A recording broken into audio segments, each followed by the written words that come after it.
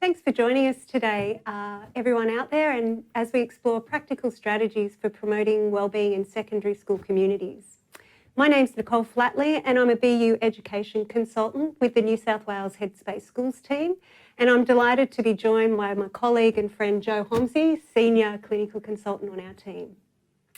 It's really complex and uncertain times, particularly for schools, and so now more than ever we know that supporting wellbeing is a really core priority for us all. It's a privilege for Jo and I to be sharing this time with you today as we explore practical strategies for supporting mentally healthy communities. We really hope that these strategies will affirm the actions that you are already undertaking and prompt some new ideas and spark some fresh ways forward for promoting wellbeing in secondary schools. So grab a cuppa, get comfy, and let's get going. I'd like to acknowledge the land that Jo and I are meeting on today, the Gadigal people of the Eora Nation here in Sydney. And I'd like to also acknowledge elders past, present and emerging. And in particular, I'd like to welcome Aboriginal and Torres Strait Islander people who are joining in with us today. First, just to get going, we're going to do a bit of a chat box throughout the whole session today for the next 50 minutes. So in the chat box, I'd love for you to put in the land where you're joining us from. And while we wait for that to come into the chat box, what we're finding here in Sydney is it's pretty wet and windy here today. It's really not a nice day, but everything is going pretty good. Yeah. Oh, one thing I will add, just while we're waiting also for people to pop their things into the chat box, always BU resources. These are a series of resources that are on the BU website, and they are Torres Strait Islander and Aboriginal considerations. So I really encourage you to have a look at those and check those out. Okay, have we got anyone coming through yet? It's such a great reach. We've got some diverse places and we know people have joined us from around the country, so that's really exciting. Great. Welcome to everyone. About BU. So BU offers educators online professional learning, fact sheets, resources. You can register as an individual or as a whole school. And as a whole learning community, there's loads of resources that will really support you to be able to implement wellbeing in a really meaningful way across your school community. For those who don't know about BU or haven't attended a conference like this one, it's a national mental health initiative and it's led by BU, who are the organisers of this conference that we're here today. And it's in partnership with Early Childhood Australia and also Headspace. Completely free and available to every educator, early learning service and school in Australia. So really the discussions that we will have today, but also across the whole conference, will highlight some of the BU resources and professional learning. So I encourage you to check out the website. Okay, so the conference that you're joining us for today is called Responding Together, Managing Wellbeing in Times of Change and Uncertainty. It's hugely relevant for right now, and we're covering three key themes in the 10 sessions over 2 days. And the three themes are mental health and wellbeing, a whole community approach. We're looking at prepare and take care, so critical incidents in uncertain times, and also the benefits of building strong family and community partnerships. Really, most of the sessions over the 2-day conferences are aimed at different learning stages. So it might be early learning, it might be primary school, or like today, it's relevant for the secondary school communities out there. Okay, so let's get going. So really practical strategies for promoting wellbeing in secondary schools. What we will go through today will be why are partnerships important? And we'll just dig in a little bit into that, and also who we should be partnering with in our schools, what community needs can we identify, what risk and protective factors might we consider, and also some practical strategies and ideas that will enrich and sustain mentally healthy communities. Your input is invaluable in today's session, so I really encourage you to use the chat box that we will be using throughout today. And it's really encouraging because really we can present content, but when the chat box comes through and people can see that, it really brings the content to life. So we'll also be sharing relevant links as well into the chat box throughout the presentation. Okay, we've also got a couple of polls. This first poll is just getting us a bit of an idea of where people are joining us from. So on your screen, just click on the area where you're joining us from, and then we will just have a little look, and so we get a bit of a feel for where everyone is coming from. Nikki, while we wait, we've actually got some beautiful parts of country that people have acknowledged, and while you pop it into the poll, acknowledging what state you've come, I'd like to just quickly acknowledge we've got people joining us from Grafton, Gundagai, we had the UN people being acknowledged in the chat box as well, so that's great, and just waiting to see what other states and territories people have joined us from today. So wonderful to have you all join us on such diverse lands and states and territories. Nice, thank you. Yeah, so it's great. As we said before, BU is a national initiative, so I guess it's unique that we can run these sorts of conferences that reach nationally, and it's really wonderful to have you all joining with us today. And maybe what we might do is, while we're waiting for the polls to come through, we might just push on and then come back to that once they've come through. Okay, so just moving on to the first part. So it'll be basically split into two parts. This first part will be looking at why are partnerships important, and then we'll be looking at some practical strategies in the second half. You know, when I was at school, in year 9 and 10 in New South Wales, we need to choose an elective, and the elective that I chose in year 9 and 10 was an Italian elective. When I went into the class, I knew no one. I had no previous friendships or relationships, and I didn't know the teacher either. Teacher's name was Mr. Linkovich, and he had a really big bushy beard, and he was very engaging as a teacher.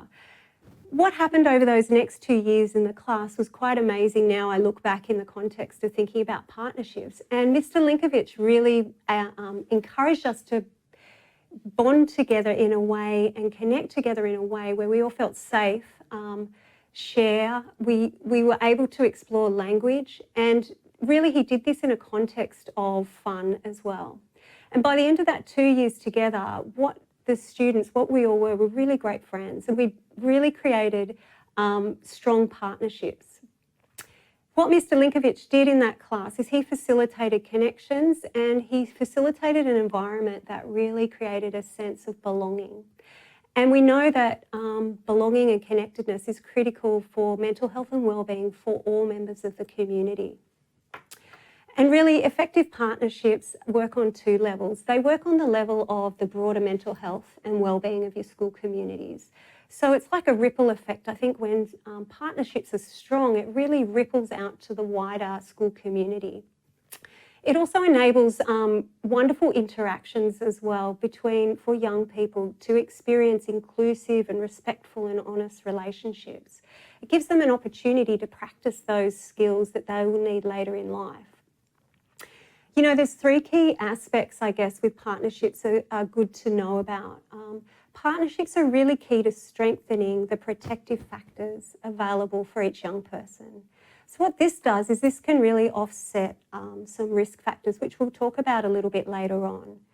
They support the wellbeing and learning outcomes as well. And really what is amazing is young people benefit hugely when the important adults in their life have good relationships and are working together. So people like your school and students, when they're connected and working together, and when they're working with families, it is a protective factor. You know, lastly, partnerships also facilitate trust. But when partnerships are strong, we know that when times of crisis and critical incidents occur, the partnerships really form a strong foundation. If partnerships aren't strong during that time, they will be put under strain. And really, it's like a ligament. You know, if you think about a ligament, the purpose of a ligament is to keep two bones stable. When the ligament's really strong, the bones will be strong and the whole body will be stable and well structured.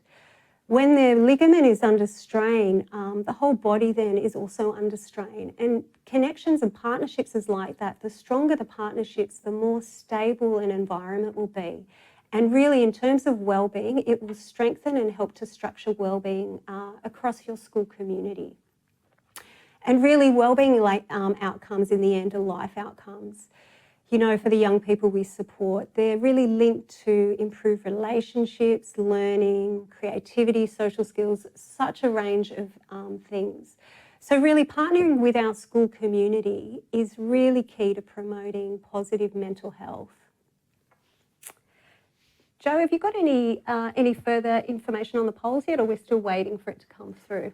It's come through. We've got people joining us from New South Wales, Queensland.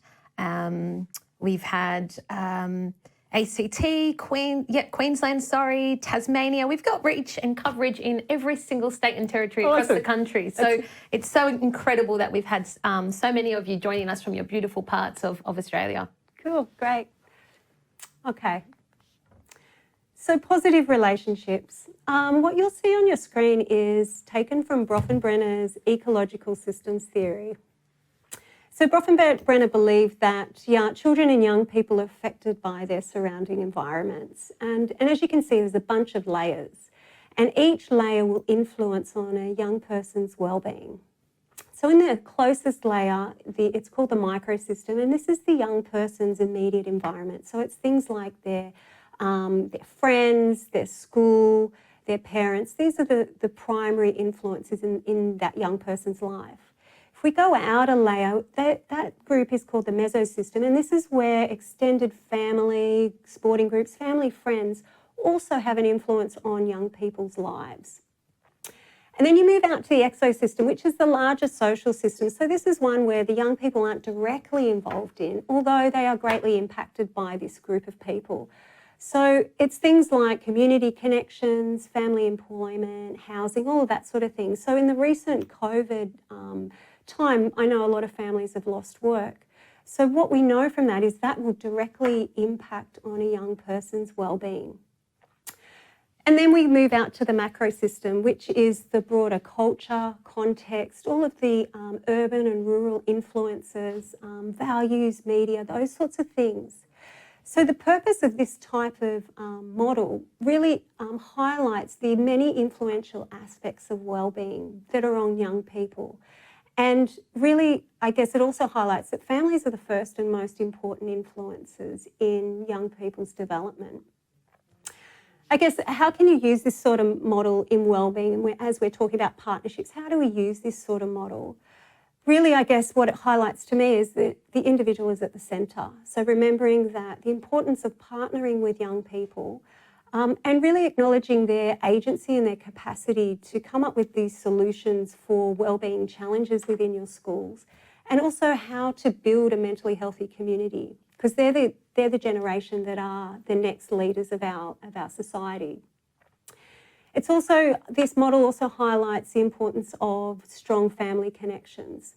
Now, this is particularly important between school and families. When these connections are strong, it is a protective factor for young people, and it also really supports their well-being. And it also helps, I guess, having a look at this model as you look at the different groups, it helps to map out existing stakeholders in your community. So I guess you would know who your key people are in your community, and that's great. But it's always good to pause and reflect and have a think about who are the key people in our community. Are my assumptions accurate? And who are the less immediate visible people in our groups who we might need to consider forming partnerships with? Really, I guess what this is about is coming back to designing a multi-layered wellbeing plan. To do that, we really need to be hearing from the voices of the whole community and all key stakeholders. So who that is students, staff, or educators, the teachers, and then that's also families. And then to a lesser extent, it's also community organisations. But really the three key stakeholders in schools are those three groups. And really to design a really well-layered wellbeing plan, they need to be taken into consideration. Okay, so there's another poll that will be coming up on your screen, and as we know, some groups, I was in the education system for a long time, and some groups are easier to connect with others. Can you pop into the poll who you find is the most easiest group to connect with? And Jo, just while we wait for the poll to come up, while you were in the school system as a school counsellor, who did you find it easiest to partner with? That's a great question. I've been reflecting on this, and I think being visible in the school meant that I had accessibility physically to students, and they were able to pop down and self-refer, or I had referrals from teachers. But I think the strongest partnership that was formed were with the students, and as a positive impact from that, I was able to develop further partnerships with the students that I had never met through their friends and word of mouth, and building relationships and partnerships with students via the couple of students that I first started seeing. And then that had a ripple effect and allowed me to meet with their teachers more regularly and build a partnership within the school. And it was just so effective in that way. And I think young people were so positive to help me build partnerships as well, and referred their friends if they were worried about their friends. So one positive relationship seemed to have a ripple effect, which was really, really, really amazing to be part of such an experience like that. But it would be great to hear from the others about what's also come through. Yeah, I guess wellbeing's a bit like that, isn't it? It can really, one partnership can transform the wellbeing landscape across a whole school community. And that's really what you're talking about, is that one relationship that you had with a student then rippled out to other relationships with students and partnerships, and then rippled out to connections with teachers about how to support that student in the class, and then rippled out to the family relationships, and then even rippled probably out to community connections as well. So you can see that one tiny partnership can really have such a broad effect on a wider school community and in terms of wellbeing.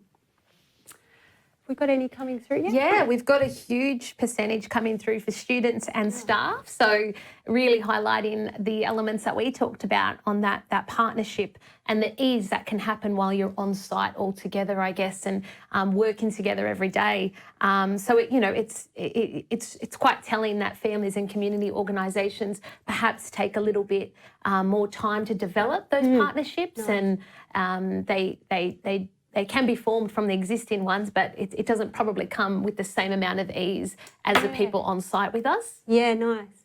And I think Jo raises a really good point there, is that some partnerships are easier to connect with, we all know that, and there's groups and people and individuals that are harder to connect with. And I guess as we go through today's session, it's good to hold those two, be aware of those two, and hold the ones of the partnerships that you know are strong, but also be considering those partnerships that maybe aren't so easy to connect with, and what might be a way forward to connecting with those groups. So identifying your community's wellbeing needs. Early in my career as a teacher, I worked in a residential facility for young boys aged 12 to 16. And during this time there, after a few years, we used to get boys that used to come in and out of the unit. And for a time there, the culture really started to change, and the behaviour really started to escalate and become quite violent. So we were noticing as a staff that the culture of this group of young men was really moving in a direction where we didn't want it to go in. So we did some research, and we found Positive Peer Culture, which some of you may be aware of, by Larry Brentro, and we wanted to implement something around positive peer culture. And before we did that, we could have just gone ahead and implemented and said, okay, boys, this is what we're doing, this is the way forward, you know, you need to toe the line, and this is how it's going to work. But we took a different response, because we knew that we needed to hear their voice, and they had some solutions that we didn't have. So we partnered with the boys and gathered their information, and that included hearing their ideas, their solutions, their problems. They challenged a lot of our assumptions and confirmed other things. And what ended up happening with this young group of boys is we ended up coming up with a plan, a wellbeing plan actually, of how to move forward and keep everyone safe. And the solutions were partly, yes, some of what staff had come up with, but it was also really what the students had come up with and what they had identified. And the beautiful thing that ended up happening with this group is they also had ownership over this process. So culture started to change over time, which was really amazing and enriching to see. And I guess I choose that story because I think about, you might feel as well that you've got a good sense of your community's needs, which I'm sure in terms of wellbeing you probably do. I guess you may be like me and also not have a big picture of everyone's needs in the community. So I guess when we're identifying our community's needs, it's important to hear the community's voice. And that might be the voice of students, it might be the voice of staff, or it might be the voice of the families. And really drawing on their wisdom, because in the end, like in the example that I used, we had a better plan and a more sustainable, longer term plan for wellbeing than if I had just come up with the plan myself or a group of teachers had done that. I guess we also know that communities' needs change, and that's more evident ever than before, like right now, because of, you know, physical distancing and working from home and the amazing transitions that you have all had to manage within your classrooms. So I guess it's really important to always be identifying your community's needs, but also reviewing them and working out, is this still relevant? Because the plans that you might have had in place, I guess, at the end of 2020 might need to be reviewed and updated. And it's a really smart move, this, because teachers and families and students will see that wellbeing is hugely a priority and is on the agenda of the school if your wellbeing plans are changed. So really, I guess, and you'll see this on the screen, is there's 3 important considerations for identifying your community's needs. Really be clear on why you want to gather that information and be transparent in that. Be open and creative as well about how to capture everybody's voices. I guess, you know, BU has some great tools to help you do this in a formal way in terms of BU surveys and also a reflection and implementation tool that really help you capture the community's voice. But there's also some informal ways that you can be creative about. So it might be like a whiteboard in the office when parents come in and they complete a slip. There's a question on the whiteboard and you might put your response on a slip and then it goes into a question box, a suggestion box. Or it might be at events, there might be questions that are put out on the table around wellbeing. Or it might be young people who do a survey of their peers. But there's lots of ways that you can be creative about how to capture the voice of the whole community and without being necessarily too formal about it. This is really what we're really talking about in terms of communities' needs and identifying them, is taking a broad approach, means really using a strengths-based approach in addition.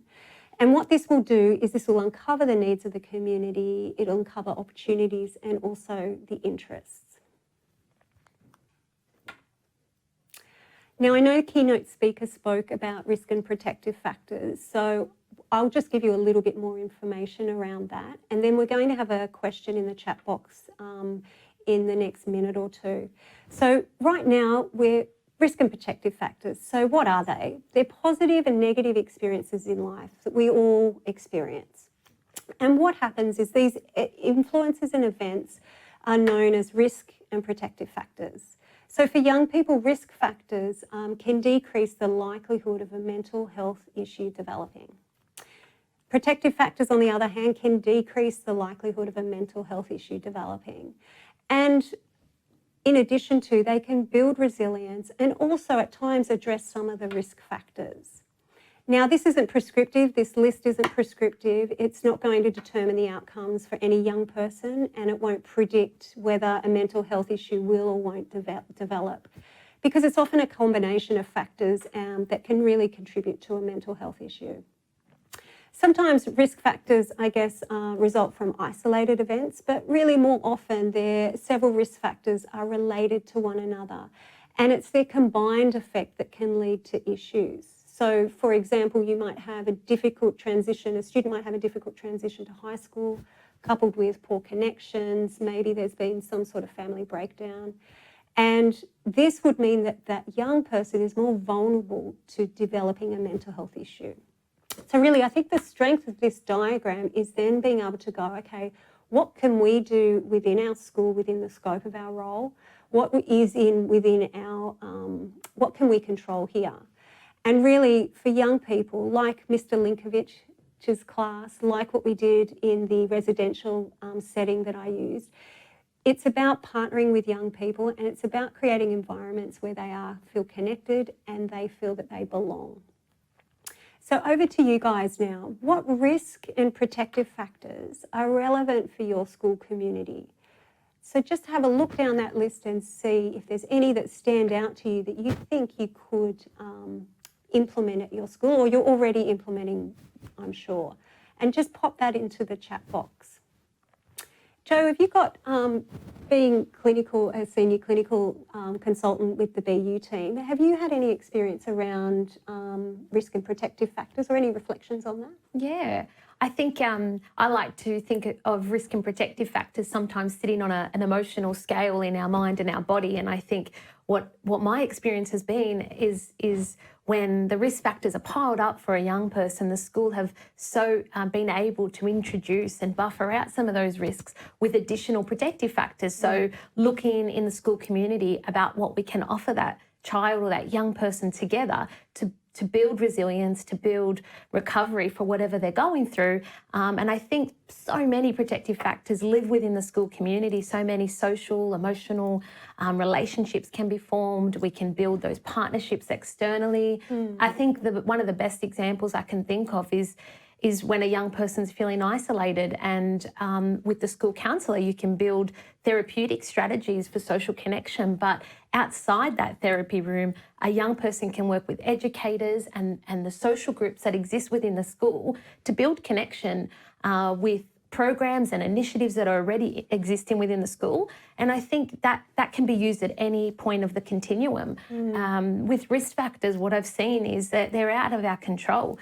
We've seen that the natural disasters, the pandemic, it's been out of our control. But what we have seen, and Nikki and I have been really, really privileged to hear some incredible stories of schools building protective factors in their community in such an uncertain and unnerving time. The schools have built protection, have built resilience and built social capital in a school by using strategies, by using their existing relationships, by building further rapport with their young people. So that's just one example of how the whole school is a protective factor for not just one person, but for the whole school. So we know that our school, in fact, is a whole protective factor. The example that you gave is incredible, that one positive relationship, one positive educator can be another individual protective factor for students as well. I'll have a look at some of the answers that have popped in the chat box. We've got some participants who have highlighted that a strengths-based approach can be used to build strength for that young person. In relation to that, building a holistic approach for the whole school can also buffer out those risks that we were mentioning as well. Great. Okay. Thanks everyone for sharing your views in there. Okay. So I guess as we take all of what we've spoken about for the last 30 minutes and thinking about what to do with all of that, and we know that ad hoc work is brilliant. It's not sustainable generally, and really using a planning cycle is a smart way to plan for school community wellbeing. And wellbeing needs to be proactive, right? Because it doesn't just happen. I think it's something that we need to be proactive about. And this planning cycle that you see can be found in the BU Action Team Handbook. Basically, there's 4 key areas. There's identifying community needs, which we've already discussed. So identifying the needs and hearing the voices of the whole community. Then there's plans. So planning out your wellbeing and being proactive and considering all the key stakeholders, students, staff and families. They need to be part of your wellbeing plan. And responding to changing circumstances, like we mentioned before, and adapting to the changing circumstances like COVID would be important in your plan, and reviewing your plan. Taking action. So this is all about really providing structure for team members, and also introducing, this will really help you to introduce the plan and get buy-in from the rest of your school community as well. And finally, reflection. This is the thing that always is, sometimes falls off my list, but it's really the key for implementing a really effective program. if we don't take that time to pause and reflect and see what worked, what didn't work, and what we need to do next, and get the community's voice in that, the plan won't be as effective as it will be as if you had done a really thorough review. So I encourage that review process as well. Okay, for the next part of, or the next half of the session, we've got another 20 minutes together. What we've really been looking at is why are partnerships important, the importance of positive partnerships, the impact of risk and protective factors, and considering a wellbeing plan. And now we're going to look at some practical strategies to build on how we engage in the community. And I guess as we look at this next part, I encourage you to think about it in the context of partnerships. So think about partnerships that are currently strong, like that strong ligament, that really strong connection that you have. Think about partnerships that maybe were strong, but actually after COVID, there's been some strain put on those relationships. And then also think about some partnerships that you might be considering that could be new partnerships that are starting to sprout. Okay, so building parental engagement through family-centred practice. There was an excellent report that was put out by RSE that was an evidence-based summary around family, school and community partnerships. And it really looked at the idea of parental involvement in school, so parents coming to meetings and events, versus parental engagement in learning. What we found was when parents were engaged, partnerships between families and schools and communities were strengthened. So really, I guess one of the roles that schools do so well is really supporting parents and carers to be actively engaged and really not just involved in the young person's development. And this has been really evident, right, with COVID, where there has had to be those connections made with parents. Family-centred practice occurs when information is shared about a young person in a really respectful and collaborative way. It will help families to feel confident that their needs are being heard and really that you're drawing from their wisdom as well. And really evidence suggested from this report that when parents are engaged in learning, there were better social and emotional learning development, there was better pro-social behaviour, and there were academic outcomes. So the plan, I guess what this is highlighting is really having a look at the plan for engagement with parents. Again, thinking about those partnerships that are strong, thinking of those partnerships that aren't so strong, and the ones that maybe have become a bit wobbly with the recent events. And I guess we know that you've worked tremendously hard and are still working hard to foster the connections in supporting families, and it's not been easy. So this might be something in terms of a wellbeing plan that you might consider doing a few small steps this term, but really you may not be considering these types of things till next term, till everyone's had a rest and there's a level of normality that has occurred again. But over to you in the chat box. How has your school community supported families to engage with learning at this time? So, Jo, have you got any examples around how families have been supported at this time on either your own example or actually on there? Yeah. We've actually had some great chat box contributions from the protective factors, and some participants highlighted that their school run parent education sessions. Awesome. I think that's such a great tool to use as dialogue to your parent community and to your family community.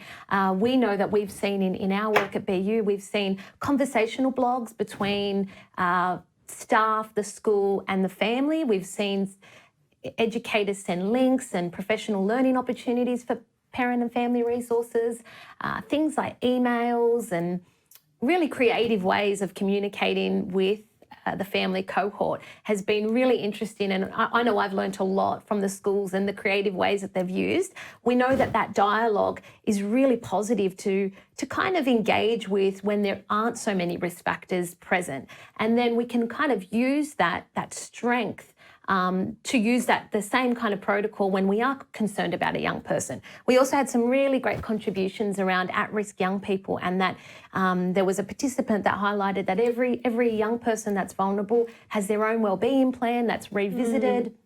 with the educator and the family together. So a really great way of nurturing the relationship in a proactive and preventative way, and then using it when we are really worried about a young person. But when we aren't responding to a critical incident or managing really uncertain, challenging times, we know that keeping the dialogue is really, really important. And they're the type of things that we've seen in schools. Yeah, great. Thanks everyone for participating. That's great feedback. Okay, so our next group is student engagement. So student engagement is a construct that we often use, but really what is it? And there's three key interconnecting aspects to student engagement. And that is behavioural, emotional and cognitive. So there's a behavioural level associated with engagement, and that's around student involvement, participation in learning, extracurricular activities, those sorts of things. When students are engaged emotionally, it's around their sense of belonging and connectedness. Like Mr. Linkovich's class, there was a real sense of belonging and connectedness that we had in that class. And thirdly, cognitively, that students really investment in their learning. So they're really aware of the importance of learning. So those three interconnected dimensions, if they're all present, that means that the student is engaged. So I guess what strategies to engage students in your schools have you been using to foster belonging and connection? And if you just pop that into the chat box now, that would be great to hear what your feedback is. And I also know that a lot of schools have said that some students have really become super connected over this time, while others have really been disconnected and disengaged. And I know that is a new challenge that many schools are facing. So any ideas or strategies that you might have around that, I encourage you to pop that into the chat box for us all. While we wait for a few responses, have we got any responses in there yet? They're just coming through, but there's a couple that kind of interrelate with this one. And you're right, it sounds like the frequency of connection has definitely increased some of our communication portals, and some participants have highlighted that the online assemblies were a really great way to invite parents in, but also keep a lot of connection up with students. Excellent. As well. The student wellbeing portals, and we've got staff and family portals. So just waiting on some student strategies to come up, but that contact seems to be really, really nourishing the way that we're connecting with our young people and our students. It's great. And that's a really good point, Jo, because I think there was an example that was that I heard about when I was chatting with a school, and it's a Greater Sydney school, and they normally hold an event, a massive music and singing performance at the end of every term one. And it's led by students, and students will work with the whole student cohort to organise it. It's a really big deal because families will go to Sydney, they'll stay overnight, it's held at a venue in Sydney. This had to be cancelled, and which the students were quite devastated about. However, they decided to go ahead with it and do it all online.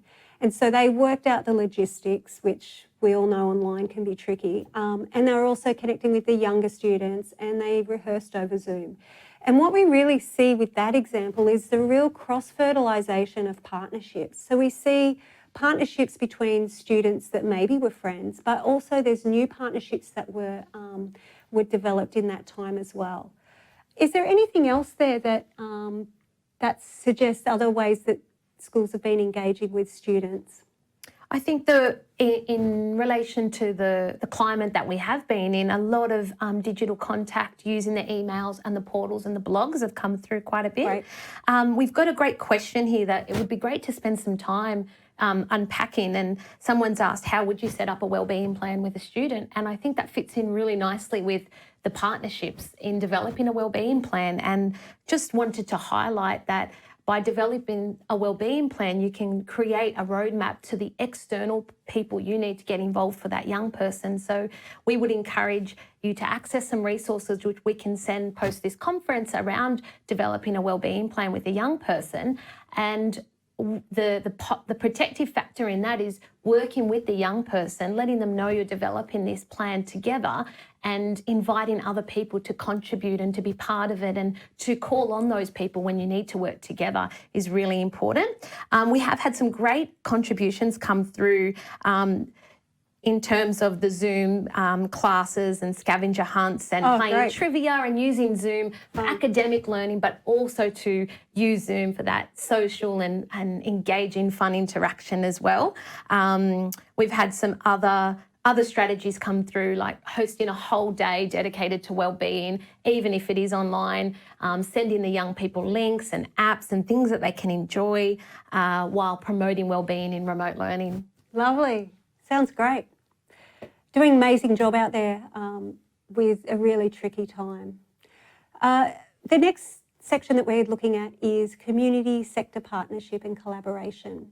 So we know that communities play a really important role in delivering services and programs to the community.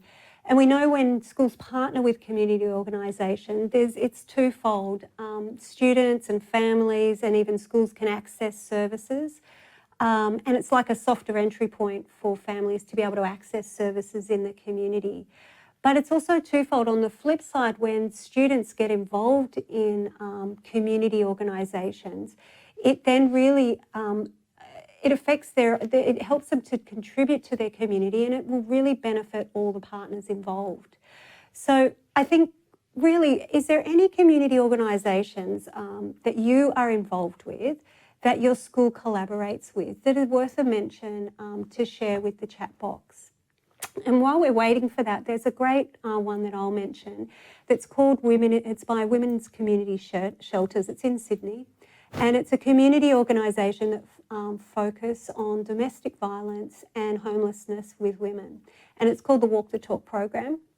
And really, they're currently working with 15 schools at the moment, and they work over a 12-month period with students from those schools. And the focus is to build awareness, is to raise funds, and really it's about a shared aim to bring together community engagement. And what we see with that example, like I mentioned before, we see that cross-fertilisation of partnerships happening. So we see students with students going to the community shelter together, building relationships. We see students developing relationships with the community workers. And then we also see students coming back to the school and sharing what they have learned and building new partnerships with possibly new teachers around that.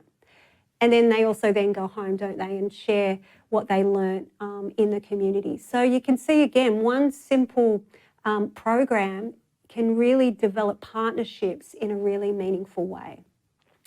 Jo, is there one that you'd like to highlight there for this? Or we've got some contributions about partnering up with the local youth clubs and the youth organisations, where students can drop in and visit, and after school they can go and do social extra activities as well. And it's been really lovely and really positive to hear so many contributions in the chat box about partnering with health organisations to remind young people to look after their sleep hygiene, their interpersonal relationships, their well-being, their physical health during this time as well, and that educators have been able to do this by using other organisations' resources, links. Some schools have put together wellbeing videos that they send that are already pre-created with local organisations. So really wonderful and creative contributions from our school communities. Great. Okay, so the next group of key stakeholders is yourselves, so it's staff support. So really staff wellbeing in schools is always important, and now more than ever, as we all know. It's a top priority, and really stress is a normal part of life's changes and challenges, and really probably what we've seen and experienced in recent times, it's been the prolonged cumulative stress that's really been slow and pervasive that can wear us all down. And I guess this change and challenge can really impact our physical and our mental health. It can impact our ability to do our jobs, relationships, and different things. So I guess it's more than ever time to have, I think we're really good at putting student wellbeing in our wellbeing plans, but we're not so good at putting staff wellbeing in our wellbeing plans, and drawing from staff in terms of what that might look like, and identifying the needs of staff, and then really having a concentrated focus on that for staff, I think is something that a lot of schools are doing and would like to do more of. We know that BU have some excellent resources. They're really proactive in the area of staff wellbeing. So I encourage you to check out the fact sheets and wellbeing resources that you can also actually share with other teachers if that might be something of interest. How does your school support staff in wellbeing? What are your favourite ways? And they might be the really simple ways. I heard one, just before we go to that, I heard this great example recently that one staff, the P&F, had put together some money and funded the canteen and one of the cooks in the canteen. And every day for this term, the cook has been making soup for all the teachers for lunch. And I think it's such a simple action, but it brings that partnership together with the families. But it also brings together parents the night before don't have to work out what they're going to take for school for lunch. Lunch is covered and soup's really nice, especially in winter. Have we got anything else in there that that people are popping into the chat box around staff wellbeing that's worth highlighting? Yeah, we've got after school wellbeing structured activities. So we know some schools have organised yoga sessions for just the staff and some meditation groups for just staff. And it seems like the theme is coming together while perhaps the school's shut down, there's no students around, but we're still promoting wellbeing as well. Lunch and connections also come through as well. So I'm really keen to see what else comes through and how your schools are looking after each other and yourselves. Yeah. And really, again, I just mentioned that intentionally making this part of your school wellbeing plan is crucial. Okay, so we're just, as we wait for a few more coming in, we're just towards the end of our session now and we're just in the last couple of minutes. And I guess we've covered a lot in a short amount of time and I really hope that you've been able to take something away with you today. And I guess really partnership with community is really key to promoting mental health and wellbeing. It's a protective factor for young people. It can offset risk factors. It can encourage young people to have a say and feel belong and connected. And really young people really benefit when the important adults in their lives are working well together. And this is another protective factor. So these are simple things that you would already be doing. And I guess I encourage you as you leave here and you think about your wellbeing plan and you think about those key partnerships, think about where you might go from here. Are you going to focus on those partnerships that are strong and have actually weathered this season really well and you're going to keep connecting with those partnerships? Or are you going to focus on those partnerships that have become a bit wobbly over this time and under a bit of strain? Or are you going to focus on maybe some new partnerships that you might be able to develop within your school community with other staff, with students, with community organisations, with families? So, and you might also decide, you know what, I'm just going to focus on one of those and one family for now for the rest of the term, and then next term I might consider how I might focus on those other 3 areas. Jo, did you want to finish with anything about what we've spoken about today or any comments? Sure, there's a great example on staff wellbeing here in the chat box with a local school, and they've explained that they have a staff wellbeing team, and I think that is so great, and it kind of highlights everything that we've covered today, that staff wellbeing culture needs to be planned for and strategized in a way, and it's not something that happens accidentally. So having a team dedicated to staff wellbeing, thank you for sharing that. That is an excellent thing that we could all take away, no matter what organisation we work in, whether that's early learning, primary schools or secondary schools, having a coordinated, a really planned approach. And then when we are managing uncertain and unnerving times, we can use that wellbeing team to really start activating strategies in the local community that we need. So fantastic answers have come through. So thank you. Thanks, Jo. And I guess if you'd like to know more about BU, I encourage you to register as a whole learning community and access those resources, and also a BU consultant. You can visit BU and the address is on your page there, and also you can follow BU on social media and subscribe to the BU YouTube channel, which will give you updates on videos and news from BU. So I guess from Jo and I, thank you so much for your participation. Thank you for your time. And I guess, Anything else, Jo? Just a huge thank you, and we acknowledge the incredible work that you are Yeah. doing on a daily basis, and we stand in awe and admiration of each educator across Australia. Yeah. So go grab a cuppa. There's another session coming up in 10 minutes, and we hope to see you tomorrow as well.